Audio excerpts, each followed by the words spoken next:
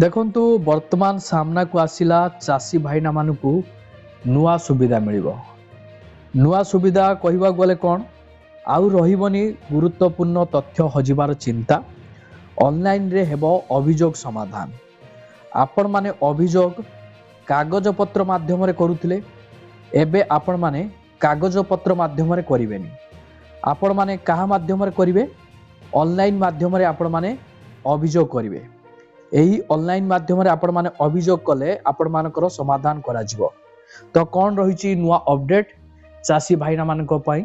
ତ ସମ୍ପୂର୍ଣ୍ଣ ସୂଚନା ଏହି ଭିଡ଼ିଓ ମାଧ୍ୟମରେ ମୁଁ ଆପଣମାନଙ୍କୁ ଗୋଟି ଗୋଟି କରି ଜଣାଇବି।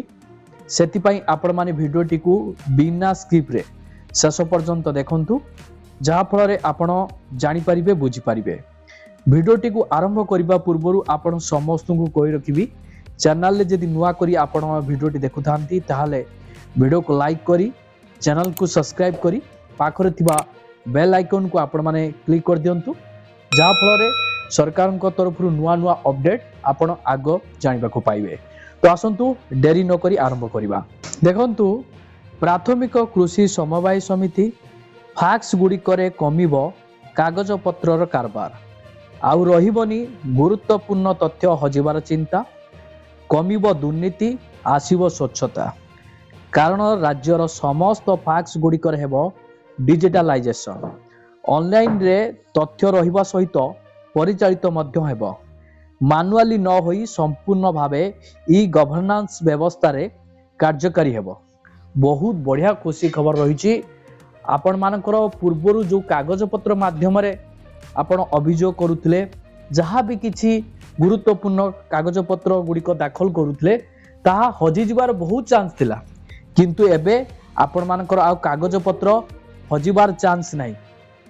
ଏବେ ସବୁ ଆପଣମାନଙ୍କର ଡିଜିଟାଲାଇଜେସନ ହେବ। ଆସନ୍ତୁ ସମ୍ପୂର୍ଣ୍ଣ ଖବର କ'ଣ ରହିଛି ନଜର ପକାଇବା। ଦେଖନ୍ତୁ, ସମସ୍ତ ଫାକ୍ସ ସେମାନଙ୍କର ବାର୍ଷିକ ରିଟର୍ଣ୍ଣ ଓ ରିପୋର୍ଟ ଗୁଡ଼ିକରେ ଇ ଫାଇଲିଂ କରିବେ। ଇ ତଦନ୍ତ ଓ ଇ ଅଡିଟିଂ କରାଯିବ। ଏଣିକି ଚାଷୀ ଓ ଉପଭୋକ୍ତା ମାନଙ୍କର ସମବାୟ ସମିତି ସମ୍ପର୍କରେ କିଛି ଅଭିଯୋଗ ଥିଲେ ତାହା ସେମାନେ ଅନଲାଇନରେ ଦାଖଲ କରିବେ। ତାହା ଅନଲାଇନରେ ସମାଧାନ ହେବ। ଚାଷୀ ଭାଇନାମାନଙ୍କ ପାଇଁ ବଢ଼ିଆ ସୁବିଧାଟେ ହେଲା, ଆପଣମାନେ ଘରେ ବସି ନିଜର ମୋବାଇଲ ମାଧ୍ୟମରେ ଅଭିଯୋଗ ଗୁଡ଼ିକ ଆପଣ ଦାଖଲ କରିବେ ଅନଲାଇନ ମାଧ୍ୟମରେ।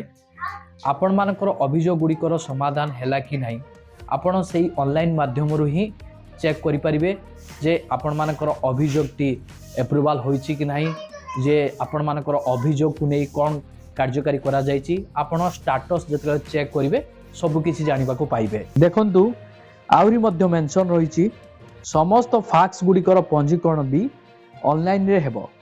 ସମବାୟ ନିବନ୍ଧକ ଏହାର ତଦାରଖ କରିବେ। ସମବାୟ ସମିତି ସମୂହ ଅଡିଟର ନିର୍ଦ୍ଦେଶାଳୟ ମଧ୍ୟ ଏହାର କାର୍ଯ୍ୟକାରିତା ଉପରେ ନଜର ରଖିବେ। ଉପସମବାୟ ନିବନ୍ଧକ, ବରିଷ୍ଠ ସରକାରୀ ସମବାୟ ଉପନିବନ୍ଧକ ପ୍ରମୁଖ ଏହାର କାର୍ଯ୍ୟାନ୍ୱୟନ ଦାୟିତ୍ୱ ବହନ କରିବେ। ଅପରପକ୍ଷେ ସାରା ରାଜ୍ୟରେ ଏକ ସମବାୟ ତଥ୍ୟ ଡାଟାବେସ୍ ରହିବ, ଯାହା ଜାତୀୟ ସମବାୟ ତଥ୍ୟ ଡାଟାବେସ୍ ଭଳି ହେବ। ଏହି ତଥ୍ୟ ମଧ୍ୟରେ ସଦସ୍ୟତା, ଆର୍ଥିକ ସ୍ଥିତି, ସମବାୟ ଅନୁଷ୍ଠାନର କାର୍ଯ୍ୟକାରିତା ଉପଲବ୍ଧ ହେବ। ଫଳରେ ରାଜ୍ୟରେ ହେଉ କିମ୍ବା ସାରା ଦେଶରେ ଆବଶ୍ୟକ ମୁତାବକ ତଥ୍ୟ ଉପଲବ୍ଧ ହେବା ସହିତ ବିଭିନ୍ନ କ୍ଷେତ୍ରରେ ଯେଉଁ ସମବାୟ ସଂସ୍ଥା ପଛରେ ପଡ଼ିଥିବ ତାହାକୁ ପ୍ରୋତ୍ସାହନ ଦେଇ ପରିଚାଳନା କରିହେବ। ଦେଖନ୍ତୁ, ରାଜ୍ୟରେ ଏବେ ପାଖାପାଖି 8,000 ସମବାୟ ସଂସ୍ଥା ରହିଛି। ସେଥିମଧ୍ୟରୁ କୃଷି ସମବାୟ, ଗୋ ସମବାୟ, ମତ୍ସ୍ୟ ସମବାୟ, କୁକୁଡ଼ା ସମବାୟ, ହସ୍ତତନ୍ତ ସମବାୟ, ହସ୍ତଶିଳ୍ପ ସମବାୟ, ବୟନ ସମବାୟ, ଆଦିବାସୀ ଉନ୍ନୟନ ସମବାୟ, ଉପଭୋକ୍ତା ସମବାୟ ଓ କର୍ମଚାରୀ କଲ୍ୟାଣ ସମବାୟ ସଂସ୍ଥା ଆଗ ଧାଡ଼ିରେ ରହିଛି। ଏହିସବୁ ସମବାୟ ଗୁଡ଼ିକ ଆଗ ଧାଡ଼ିରେ ରହିଛି। ଏ ସମସ୍ତ ସମବାୟର ସଦସ୍ୟ ସଂଖ୍ୟା ମିଶିଲେ 1 କୋଟିରୁ ଅଧିକ ହେବ। ଏହି ସମବାୟ ସଂସ୍ଥା ଗୁଡ଼ିକ ମଧ୍ୟରୁ ସର୍ବାଧିକ 4,252 ଫାକ୍ସ ଓ ଲ୍ୟାମ୍ପ୍ସ ରହିଛି। 17ଟି ଜିଲ୍ଲାସ୍ତରୀୟ କେନ୍ଦ୍ରୀୟ ସମବାୟ ବ୍ୟାଙ୍କ ରହିଛି। ଏସବୁକୁ ଓଡ଼ିଶା ରାଜ୍ୟ ସମବାୟ ବ୍ୟାଙ୍କ ପରିଚାଳନା କରୁଛି।